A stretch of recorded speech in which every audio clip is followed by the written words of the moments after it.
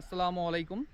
সবাইকে জুম্মা মোবারক। তো আজকে শুক্রবার, তো সামনেই জুম্মার নামাজ কিছুক্ষণের মধ্যেই। তো তার আগে একটা ছোট্ট কাজ, মানে খুবই দায়িত্বপূর্ণ গুরুত্বপূর্ণ কাজ আমি করব ইনশাল্লাহ, এবং সেটাই আপনাদের সামনে শেয়ার করব। তো যেখানে দাঁড়িয়ে আছি আমরা, এটা হচ্ছে আমাদের পেঁয়াজের বীজতলা আর কি, মানে আমরা চলতি ভাষায় যেটাকে বলি যে পেঁয়াজের পোয়া যেটাকে।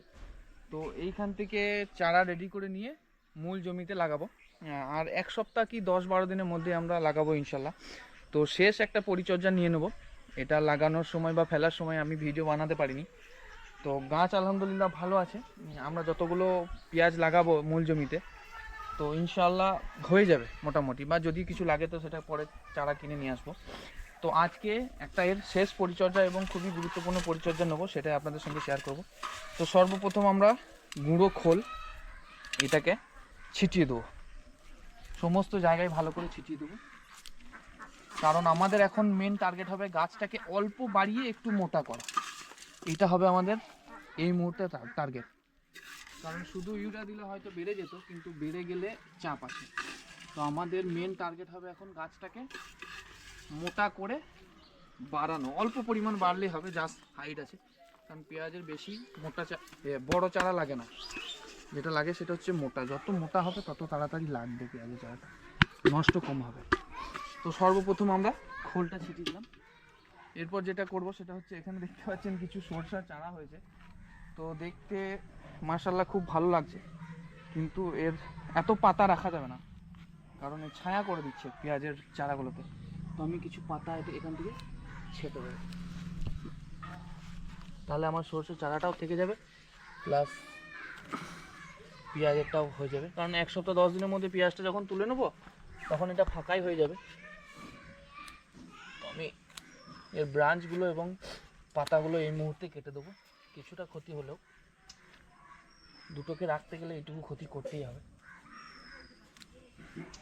তো খোল দেওয়ার পর যেটা আমরা করব সেটা হচ্ছে 3 রকমের রাসায়নিক সার নিয়েছি, যেটা পানির মধ্যে গুলে আমরা এই ঝাড়িটা দিয়ে ওর মধ্যে দিয়ে দেবো।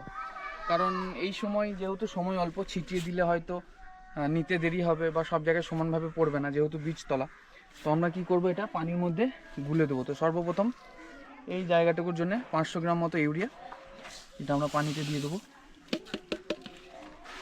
এবং 500 গ্রাম মতো 10-26-26 যেটা বলে রাসায়নিক সার,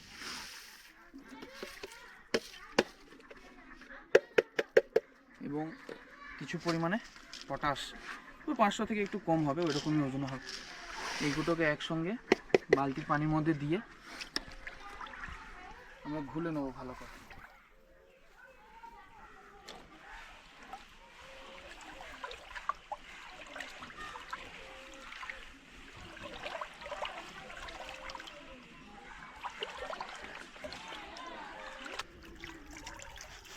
এই 10-26 আর পটাশটা ঘুলতে একটু সময় লাগে, সেই জন্য আমি হাতে করে একটু গলানোর চেষ্টা করছি, তাহলে তাড়াতাড়ি হবে।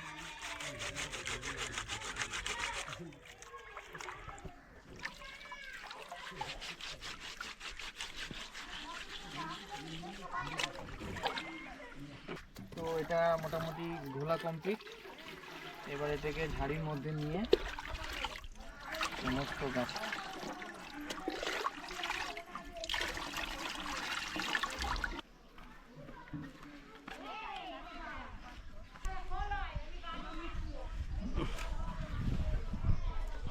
তো এই যে সার ঘোলা পানিটা সমস্ত জায়গায়, মানে কোথাও যেন বাদ না পড়ে, সমস্ত জায়গায় ভালো করে এই ঝাড়িটা করে দিয়ে দিতে হবে, কোথাও যেন বাদ না পড়ে, এটা খেয়াল রাখতে হবে। তারপরে পানি আবার ভালো করে দিয়ে দেবেন, বাট এইটা যেন সমস্ত জায়গায় ভালোভাবে পড়ে, সেই খেয়ালটা রাখতে হবে, তাহলে গাছটা একরকম গ্রোথ হবে।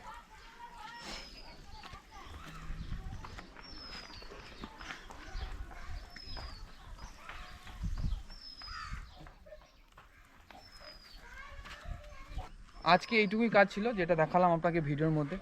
তো সবাইকে আবারও জুম্মা মোবারক, জুম্মার নামাজ পড়েন এবং ভালো থাকবেন।